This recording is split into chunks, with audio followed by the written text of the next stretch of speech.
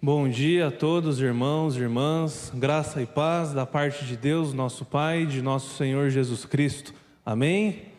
A todos nós aqui reunidos, a todos que nos acompanham pela internet, pela transmissão, que a graça, a paz e a misericórdia do Senhor sejam multiplicados sobre todos. Amém? Estou muito feliz, é bom estarmos juntos, é bom rever os irmãos, especialmente aqueles que eu não via desde o ano passado, né? A sua imensa maioria dos irmãos. Aproveito a oportunidade para desejar a todos um feliz ano novo, com o mesmo sentimento que tenho de observar as coisas que eu disse na minha última mensagem aqui, a respeito de reconhecer os feitos de Deus, de celebrar o seu nome e de ansiar pela sua vinda. Estas coisas precisam estar na nossa lista de prioridades e de objetivos e metas, nos aproximarmos mais do Senhor neste ano. Amém? Eu estou aqui hoje, excepcionalmente, para substituir o nosso amado e querido pastor Samuel. Quero mandar meu abraço, meu cumprimento a ele. Teve uma pequena complicação que o impediu de estar conosco. Então eu prontamente fui eleito para ser o novilho gordo do sacrifício, né?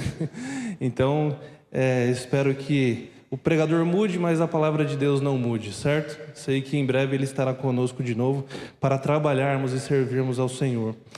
Bom, já que a minha pregação hoje foi meio que de última hora, eu resolvi fazer uma coisa que eu não costumo fazer tanto assim, que é pregar um sermão que eu já preguei antes, isto é, repetir um sermão. Então, o que eu vou falar hoje eu já preguei em outra ocasião, mas isso não é problema, não é pecado.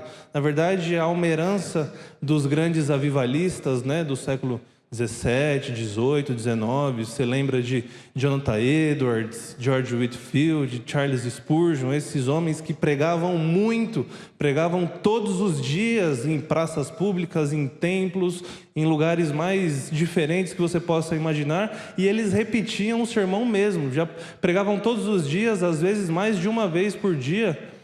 E Jonathan Edwards, por exemplo, diz que um sermão só fica bom depois de ser pregado 10 vezes, né? Então, é a segunda vez que eu vou pregar esse sermão. Vou tentar pregar mais umas 8 por aí, e depois eu chamo vocês na 10ª vez para assistir de novo, tá bom?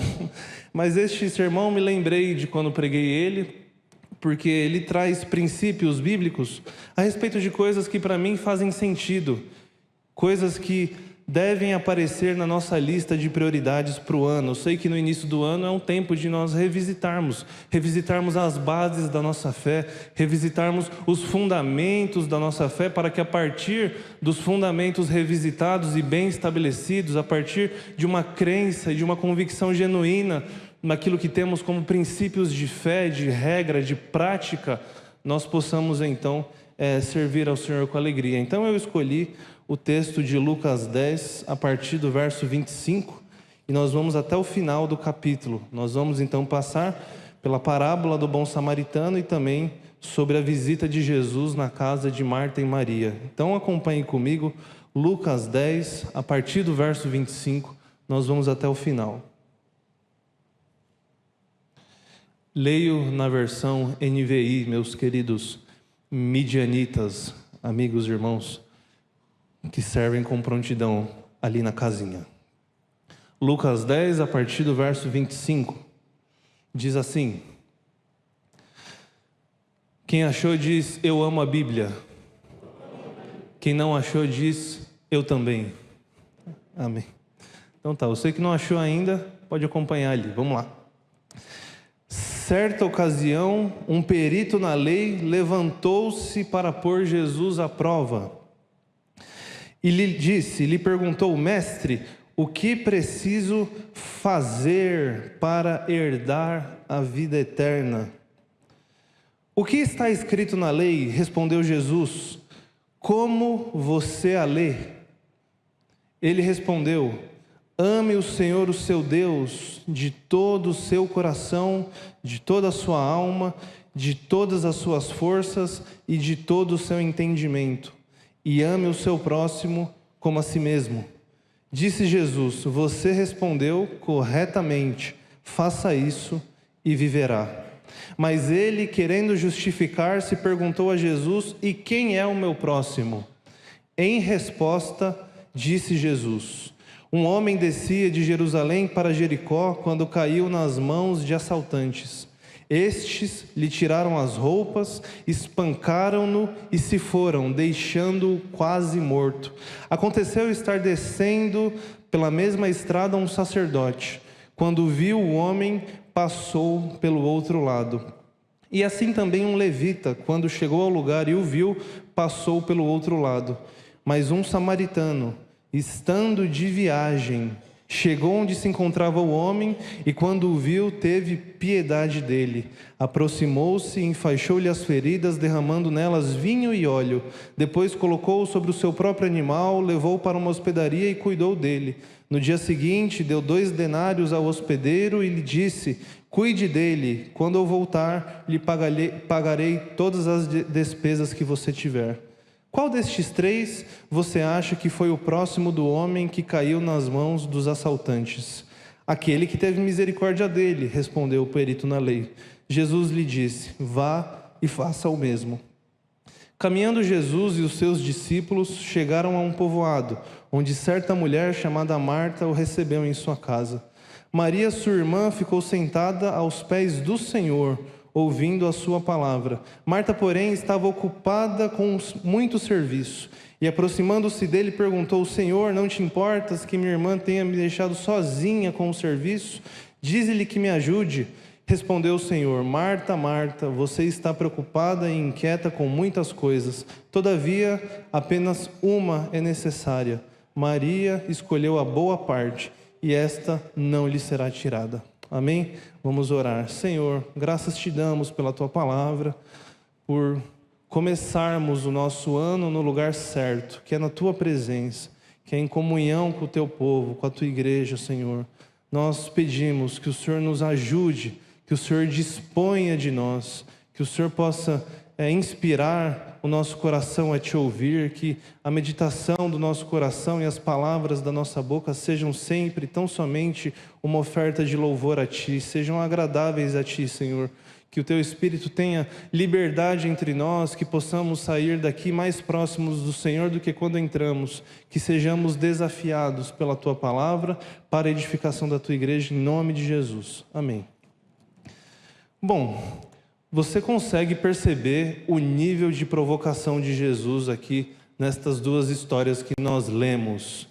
Jesus, ele sempre fazia isso, sempre frustrava as expectativas do povo para ensinar as verdades a respeito do reino de Deus, porque realmente o povo que vivia no tempo de Jesus sofria de uma ignorância muito grande a respeito da lei, dos profetas e a respeito da vida com Deus. Então Jesus apresentou a verdade, Jesus apresentou a revelação completa de como é o reino de Deus e de como os filhos de Deus devem viver.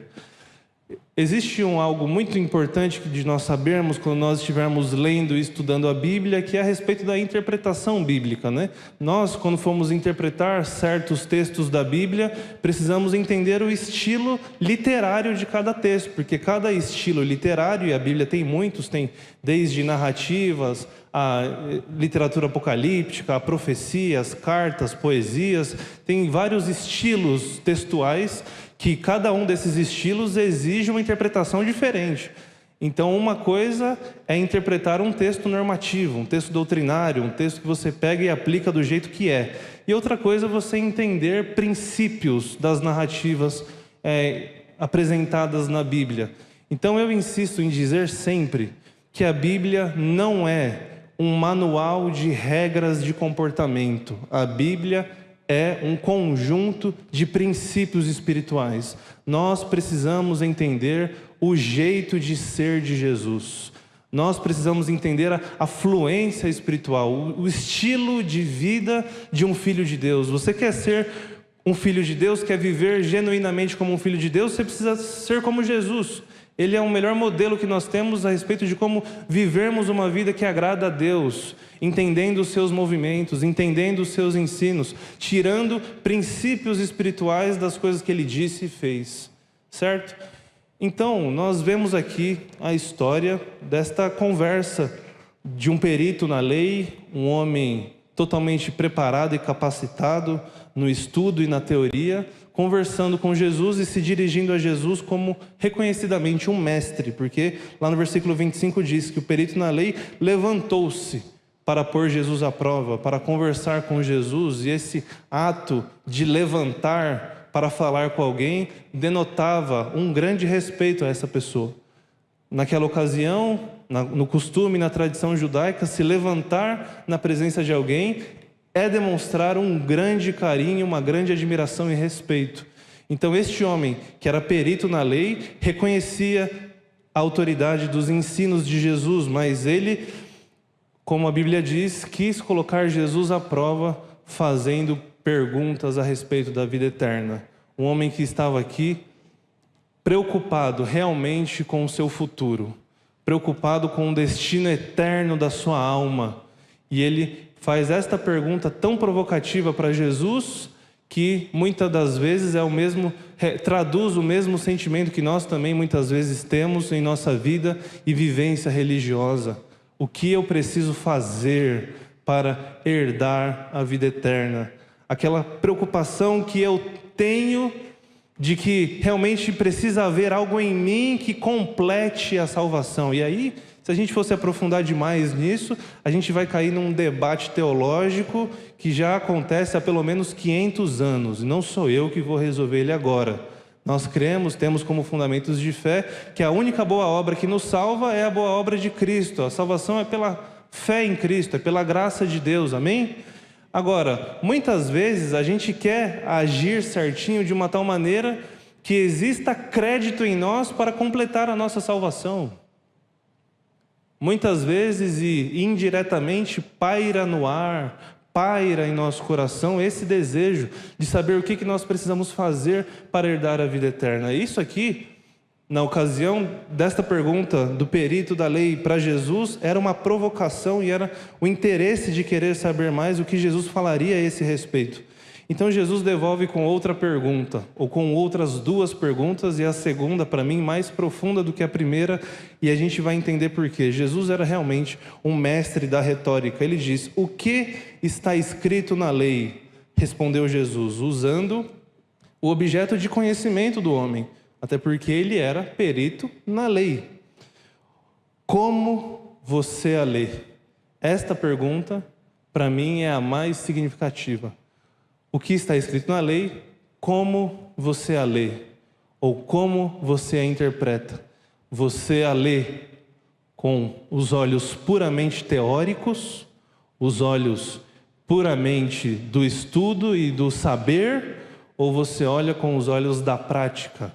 Você olha com os olhos realmente do amor vivido em ações.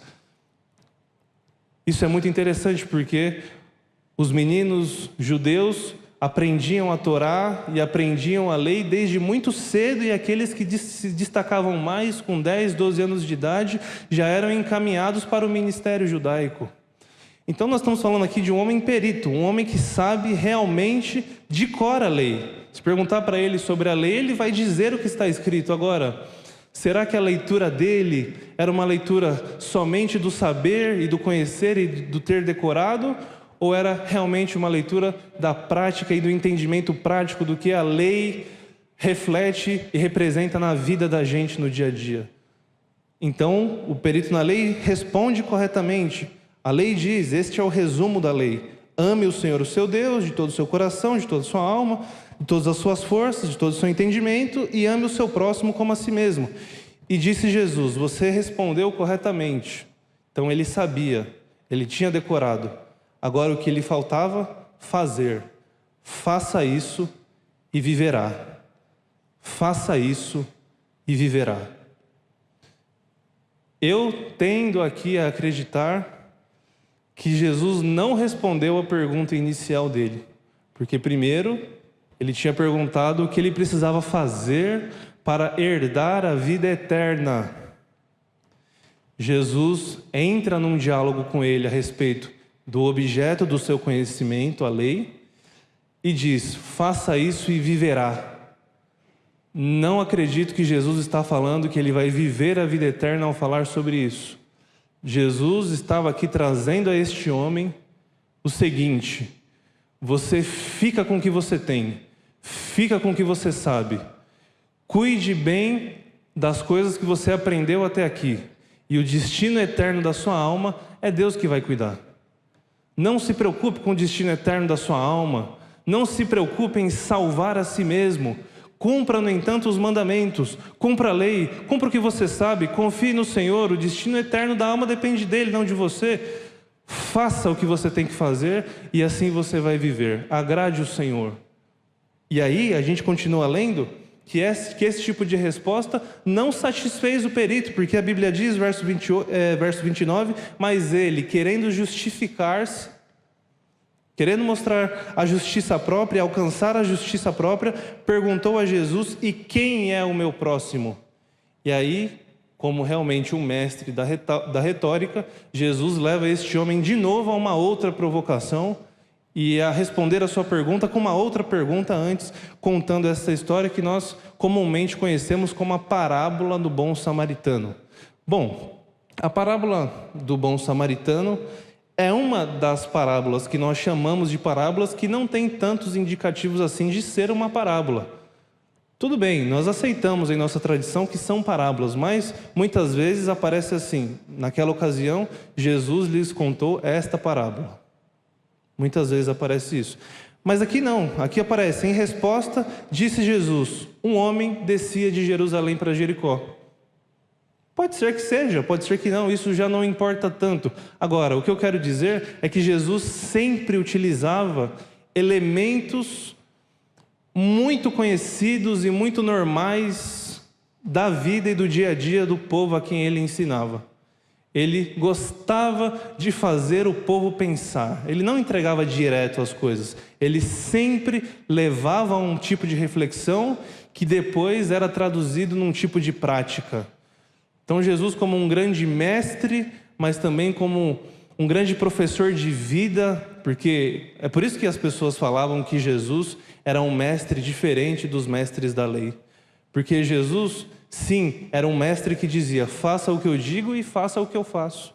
Tudo o que ele diz para nós fazermos, ele mesmo deu o exemplo, muito do que nós não víamos nos fariseus propriamente, né? Muito do que nós não víamos nos peritos da lei. Jesus, ele disse assim: ninguém tem maior amor do que aquele que dá a vida pelos seus amigos. Isso é um ensinamento. Mas quem deu a vida pelos seus amigos, senão o próprio Jesus, né? Então, muitas vezes, Jesus alerta o povo em relação ao fermento dos fariseus, ao ensino dos fariseus. Façam o que eles digam, mas não façam o que eles fazem, porque eles são hipócritas. E Jesus teve embates ferrenhos com os fariseus, chamando-os de hipócritas, porque ensinavam, falavam, sabiam de cor, mas não praticavam. E a parábola de Jesus, deste grande mestre, ele traz esses elementos práticos do cotidiano daquele homem, para que ele fosse levado a uma reflexão a respeito da pergunta que ele mesmo tinha feito. Então ele conta essa história: um homem descia de Jerusalém para Jericó. Até hoje existe essa estrada. Jerusalém ficava no alto, na região montanhosa da Judéia, e Jericó fica até hoje é uma das cidades mais baixas, além do nível do mar, e como referência o Mar Morto, menos 240 metros abaixo do nível do mar, e até hoje uma das cidades mais baixas do mundo. Então, a estrada que desce de Jerusalém para Jericó é bem inclinada mesmo, né? E muitos tomam aquela estrada, ou sobem ou descem, por causa dos serviços e dos cultos no templo, né? Porque o templo ficava em Jerusalém. Então, um homem descia de Jerusalém para Jericó, quando caiu nas mãos de assaltantes. Este homem foi arrebentado pelos assaltantes e os assaltantes o deixaram quase morto. Esta expressão muito interessante, quase morto, que em outras traduções aparece como meio morto ou como desfalecido, traz essa ideia mesmo de desmaiado, de desacordado, de totalmente alheio, aquém e dependente, totalmente no relento. Esse homem foi espancado, foi violentado, ficou pelado, perdeu as roupas, levaram tudo que ele tinha e ele ficou lá numa condição de total dependência, uma situação de total vulnerabilidade e fragilidade, e só podia resolver aquela situação caso alguém o ajudasse. Essa era a condição dele, um homem de quase morte, uma condição de muita vulnerabilidade. E aconteceu de estar descendo naquela mesma estrada duas figuras, o sacerdote e o levita, que negligenciaram a situação daquele homem. Se nós voltarmos para o Antigo Testamento, voltarmos para a lei, voltarmos para a Torá, voltarmos para o Pentateuco, nós vamos ver de uma forma muito mais chocante e entristecedora o tamanho da negligência do sacerdote e do levita, que eram responsáveis sim pelo cuidado com o povo. O sacerdote, um cuidado mais moral, mais espiritual, aquele que fazia propiciação pelos pecados do povo, e o levita como aquele que seria mais responsável pela saúde pública. Você tem no Antigo Testamento as leis a respeito do cuidado com os doentes, cuidado com os enfermos, cuidado com as pessoas em situação de fragilidade. E aqui esses dois homens ignoraram a sua situação, a sua função, que era justamente de cuidar. O cuidado, homens designados para o cuidado e cuidado com as pessoas. Um de um jeito mais moral e espiritual e outro de um jeito mais prático e acolhedor. Muito provavelmente voltando do culto. Muito provavelmente voltando do culto. Aqui não fala que eles estavam descendo, né? Aqui diz que eles estavam passando pela mesma estrada, né? E independente, às vezes eles estavam indo para o culto e ignoraram a situação, mas muito provavelmente eles estavam descendo, voltando do culto, depois de ter recebido tantas coisas no templo, depois de terem tido uma experiência espiritual profunda, depois de terem oferecido sacrifícios e ministrado ao Senhor, eles voltando, descendo, ignoraram a situação que era a função deles, que era cuidar daquele homem.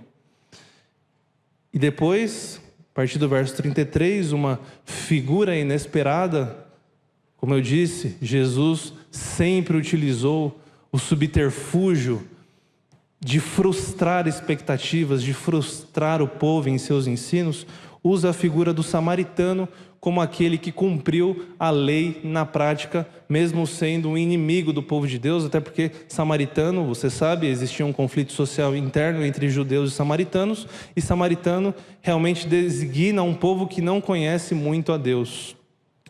Um homem que não tem experiências religiosas tal qual os judeus, um homem que não tem domínio da lei tal qual os peritos na lei e os aprendizes judeus, um samaritano, um inimigo dos judeus, por causa de conflitos históricos com desdobramentos históricos muito ferrenhos. O samaritano, estando de viagem, isso eu acho muito interessante, porque foi uma situação da vida, foi uma situação não programada, foi um acontecimento inesperado que exigiu dele uma ação. Estando de viagem, andando por aí, percebeu a necessidade e foi ajudar. Foi extremamente generoso, encontrou o homem, teve piedade dele, enfaixou-lhe as feridas, colocou sobre o seu próprio animal, dispôs de recursos, de condições, de tempo, levou para uma hospedaria, cuidou dele, no dia seguinte deu 2 denários ao hospedeiro, cuida dele, quando eu voltar eu pagarei o que restar. Foi um homem que esbanjou cuidado e generosidade e que possivelmente foi o que mais cumpriu a lei nesse sentido, no sentido da leitura prática da lei, que é amar o próximo como a si mesmo. Coisa que o perito da lei sabia de cor, mas que provavelmente não fazia essa leitura tão esbanjadora na prática. E aí a pergunta de Jesus, em resposta ainda aos questionamentos do perito: qual destes 3 você acha que foi o próximo do homem que caiu nas mãos dos assaltantes? Você percebe aqui a força do conflito social. Ele nem fala samaritano, ele fala aquele que teve misericórdia dele. Respondeu o perito na lei, e Jesus lhe disse: vá e faça o mesmo. Isso é muito interessante, porque não tem na Bíblia Jesus falando eu te amo da boca para fora. Não tem Jesus falando eu te amo nenhuma vez. A demonstração de amor de Jesus é sempre na prática, é é sempre na entrega, é sempre o amor sacrificial, é sempre o amor de doação, é sempre a generosidade a qualquer custo, é sempre o encontro da felicidade mais em dar do que em receber, mais em servir, mais em ofertar do que em receber. Fazer isto é cumprir toda a lei e os profetas. Amar a Deus sobre todas as coisas, ao próximo como a si mesmo, seguindo este exemplo aqui. Então, esta história é realmente um estímulo ao serviço, à doação, ao ministério, um serviço à dedicação integral aos trabalhos do reino de Deus. Não estamos aqui falando de vida eterna. Vai tu e faça o mesmo. Faça isso e viverá. O destino eterno da alma é outra história, é outra história. O que você sabe agora, a vida que você tem hoje, você deve observar as coisas que você já está aprendendo. Agora, olha só a segunda história. Depois nós vamos ver o contraste entre as duas. Caminhando Jesus e os seus discípulos chegaram a um povoado, onde certa mulher chamada Marta o recebeu em sua casa. Não devia ser fácil receber Jesus, por mais que fosse muita alegria, porque Jesus sempre andava em bando, né? Era sempre pelo menos ele e mais 12, quando não era mais, né? Quando não era uma multidão. Então, a preocupação de Marta é natural, genuína, sincera, honesta e eficaz. Eficaz, é óbvio. Vou receber Jesus, o Senhor, e sei que Ele nunca vem sozinho. Ele sempre está acompanhado de muita gente. É claro que eu vou exercer uma dedicação especial ao serviço e ao zelo com a casa, até porque ele acabou de contar uma parábola falando que eu tenho que servir mesmo, e que eu tenho que ser esbanjadora no meu serviço, na minha dedicação. Parece até que Marta ouviu a parábola do bom samaritano. O homem que dispôs de tempo, de recurso, para fazer o bem, para preparar o ambiente, né? Então, inesperadamente, Jesus é especialista nisso, a Marta recebe uma repreensão de Jesus, uma reprimenda de Jesus. Eu já vi muita gente aqui utilizando esse texto como desculpa para formar crentes preguiçosos, né? O que importa é ficar aos pés do Senhor. Só que você note comigo que a repreensão de Jesus a Marta em nenhum momento foi porque Marta estava servindo e fazendo. A reprimenda de Jesus foi porque Marta estava preocupada com muito serviço. E ele diz a Marta: você está preocupada e inquieta com muitas coisas, todavia apenas uma é necessária. Maria, que estava aos pés do Senhor, escolheu a boa parte, e esta não lhe será tirada. Então, é para servir ou não é para servir? Você nunca, meu irmão, e anota isso no seu coração, deixa o Espírito Santo ministrar na sua vida, você nunca vai receber uma repreensão do Senhor pelo seu serviço, pela sua disposição, pela sua dedicação e pela excelência com o seu ministério. Agora, você precisa fazer isso descansado no Senhor. Descansado no Senhor. Como eu disse, Jesus nunca pediu para Marta parar de fazer as coisas e nunca disse que não era para Maria fazer nada. Não foram essas as palavras de Jesus. Jesus, como Senhor, vai demonstrar que para servirmos bem, precisamos partir do lugar certo, que é primeiro estar aos seus pés.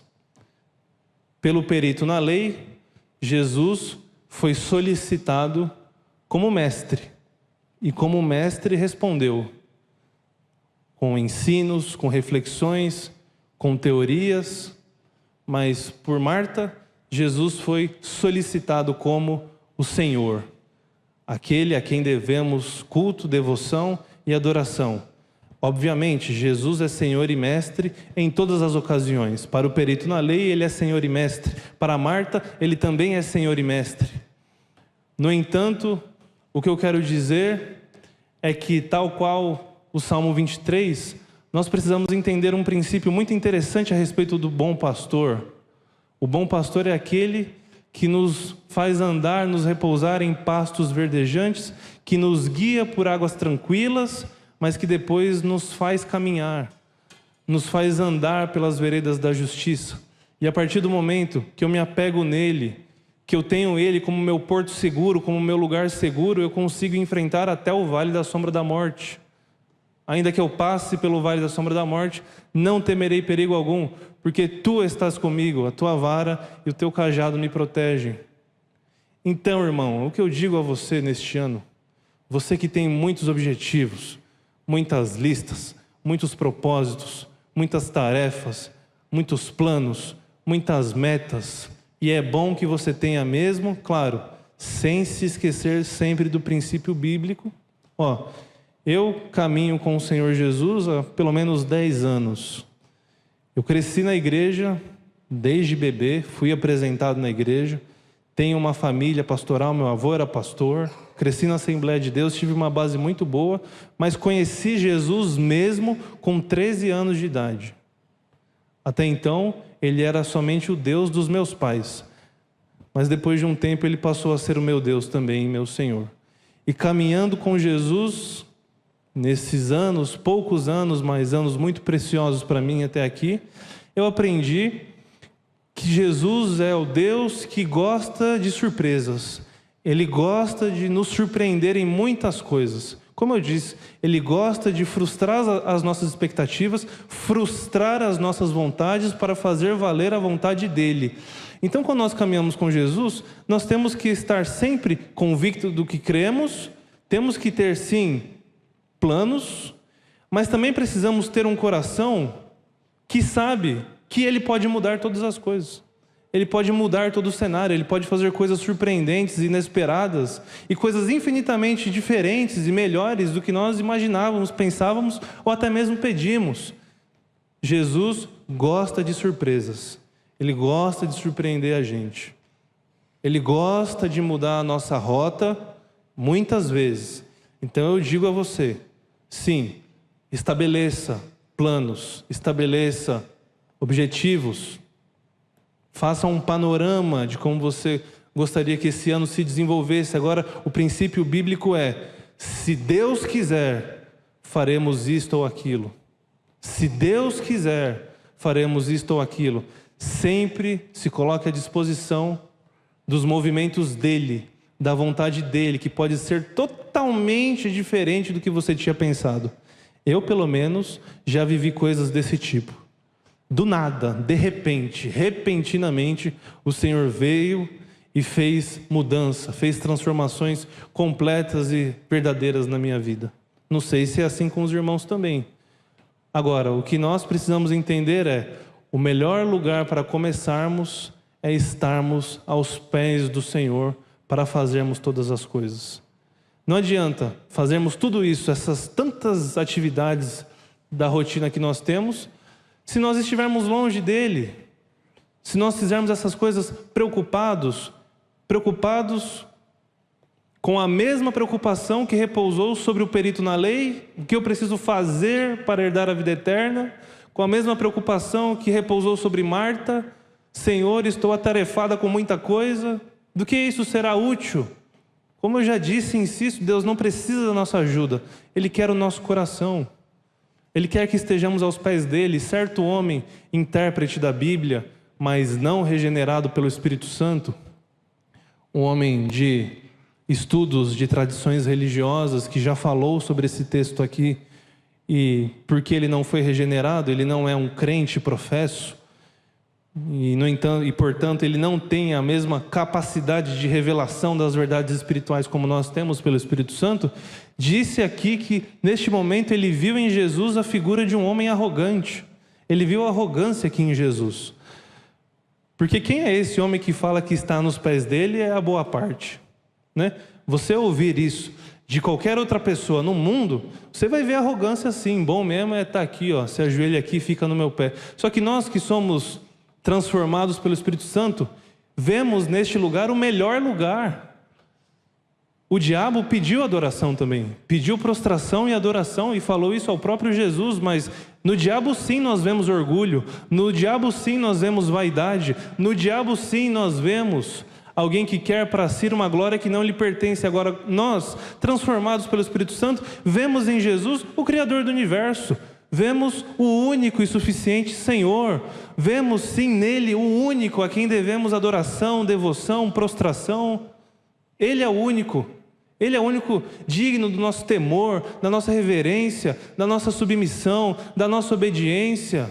Irmãos, o descanso é algo que nós precisamos experimentar todos os dias. Para com essa ideia de vou me matar de trabalhar a semana inteira para descansar no fim de semana. Ou vou trabalhar arduamente a minha vida inteira, gastar minha saúde emocional para descansar no fim, quando eu estiver aposentado. Não, descansado nele todos os dias, descansado nele, contribuir bem até o último dia da minha vida. Eu não quero me aposentar um dia. Eu não quero me aposentar do reino de Deus. Não tem um dia, um momento reservado para o descanso só lá na frente. Não, descanso no Senhor é todo dia. Para que a partir do descanso do Senhor, a partir de estarmos aos pés do Senhor, entendendo sim que Ele é um mestre, mas que Ele é o Senhor da minha vida, eu possa servir, amar pessoas, ser generoso e cumprir com excelência o meu ministério, o meu chamamento e a minha vocação. Amém? Então, na sua lista de prioridades, coloque isso em primeiro lugar. Antes de sair servindo ao Senhor com alegria, ouça o Senhor com alegria. Fique aos pés dEle, se aproxime dEle, devote a sua vida a Ele. Lembre-se dos mandamentos. Faça isso e viva. Faça isso e vá viver. Vá viver, irmão. Vá viver sabendo que grandes coisas o Senhor tem para cada um de vocês e de mim também. Sempre sabendo que Deus pode nos surpreender, pode nos movimentar, pode mudar a nossa vida radicalmente. O que importa, no entanto, é somente estar com Ele. Isso é o bastante. A graça dEle nos basta. Amém? Vamos orar. Senhor, obrigado pelos ensinos disponibilizados a nós. Ajuda-nos, Senhor, a perceber e a discernir os Teus movimentos. A realmente, Senhor, como seres espirituais que somos, transformados por Ti, compreender a extensão e a profundidade da Tua vontade para a nossa vida e para a nossa igreja. Senhor, não há força e capacidade em nós mesmos. Se há algo bom em nós, este algo é o Teu Espírito, Senhor.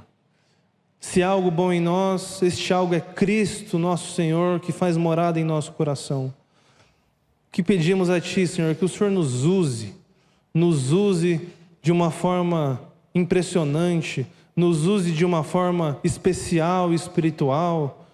Toma a nossa vida nas Tuas mãos, Senhor. Faz de nós o Teu querer. Faz de nós muito mais do que imaginamos, muito mais do que pensamos. No entanto, Senhor, toca com o Teu Espírito em nosso coração, nos lembrando o verso da canção que diz que Teu, e somente Teu, é todo o trabalho. E o nosso trabalho é tão somente descansar em Ti.